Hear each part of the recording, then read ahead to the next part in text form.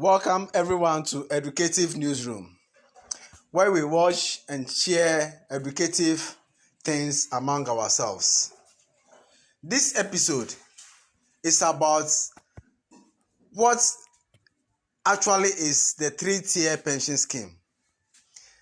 Three-tier pension scheme. The pension system before 2010 was a bit different. After 2010, a new pension scheme has been introduced.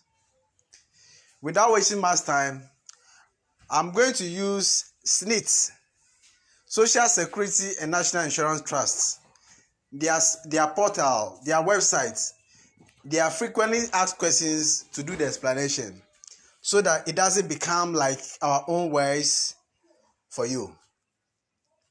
Before we proceed, kindly like and subscribe. Kindly subscribe so that our next episode, which is going to be about what actually the different types are, especially the tier 3, emphasis on tier 3, you can be able to see it anytime you visit YouTube.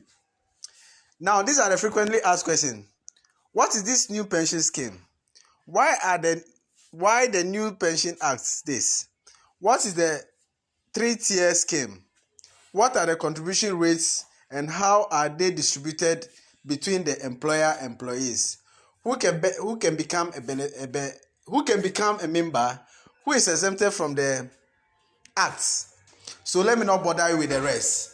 So our focus here actually is going to be what are the contribution rates and how are they distributed between the employer and the employees. We could have taken the what is the three-tier scheme, but most of our answers will be found inside this particular one. So I'll go straight into it. Now, the pension scheme is made up of, it's like garbage in, garbage out. No contribution, no chop. So you must contribute something to gain something. Now, what are you going to contribute and what will you be getting? So this is the whole thing. Now, the contribution is such that you, the employee, you are required to contribute 5.5% of the worker's basic salary. Your basic salary. It doesn't include your retention premium. It doesn't include any other allowance. It's only on the main basic salary. So the deduction, the SSNIT deduction you see on your pay slip, it is actually 5.5. That is the deduction that is made from yours. However, the employer, if you are a government worker, the government, if you are a private sector worker, your bank, your firm would have to pay 13% of your basic salary. So when you put the 5.5% that is derived from your own salary, your own income, the employer also contributes 13%. It becomes a total of 18.5%. That is your SSNIT and lump sum contribution. Now, this 18.5% is given to SSNIT. SSNIT received the 18.5%. However, out of the 18.5, then 13.5 is kept by SSNIT. SSNIT keeps 13.5. But out of this 13.5, it will give 2.5 to National Health Insurance Scheme. National Health Insurance Scheme. Your 2.5% of your basic salary is given to National Health Insurance Scheme. SSNIT keep the remaining 11%. That 11% is what it will manage until you retire, and it will use it to pay you monthly pension. So let's get it again.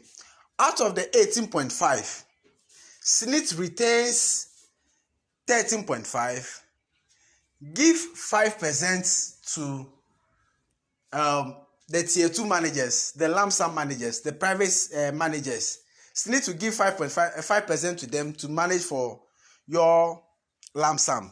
It will give 2.5 to National Health Insurance Scheme, and it will keep 11% and manage to pay you monthly salary, monthly pension actually.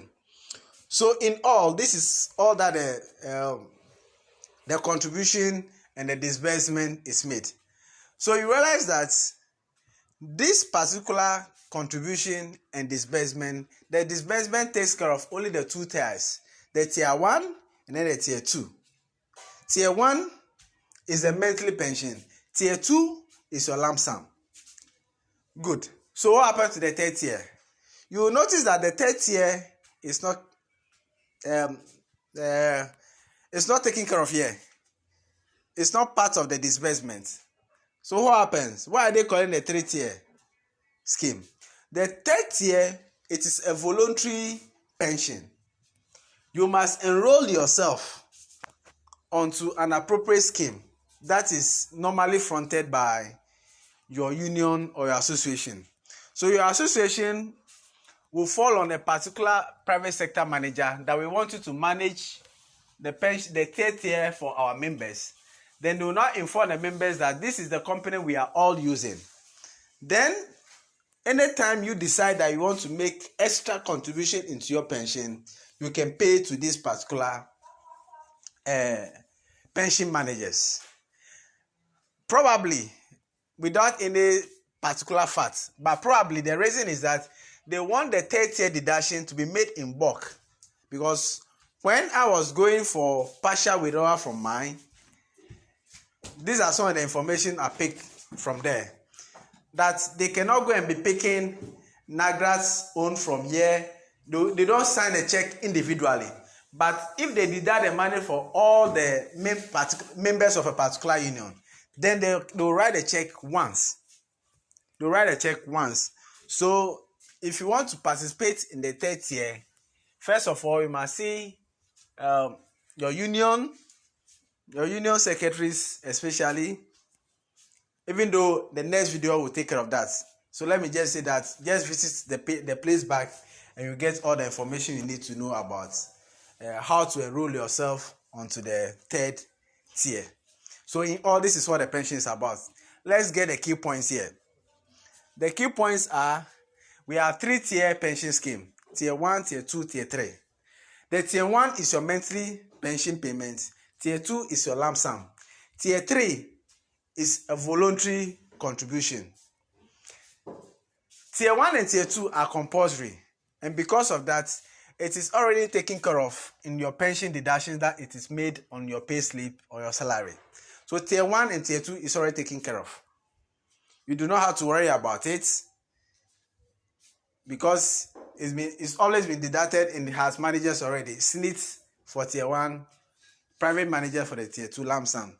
So the third tier is what maybe you should be worried about how you can get yourself enrolled onto it. When it comes to the contribution, members normally contribute 5.5%. Government or the employer toss out with 13%, making 18.5%. Now this 18.5%, the disbursement, SNIT gives this 5% of this amount to private sector managers for your lump sum, tier 2. Then the remaining 13.5% that is left, it will give 2.5% to health insurance scheme, for management of health insurance scheme. Whether I like it or not, they take it. And it is the reason why if you are a SNIT contributor, you are going to renew your pension, you are going to renew your insurance, it is at a very discounted rate. It's very low. Then the remaining 11%, SNIT keeps it and manages for your monthly pension when you go on retirement. So kindly subscribe and visit us back for information on how to enroll on the tier 3 voluntary pension scheme. This one you can make partial withdrawal if you enroll. The first two, no, you cannot do partial withdrawal. Thank you and kindly subscribe.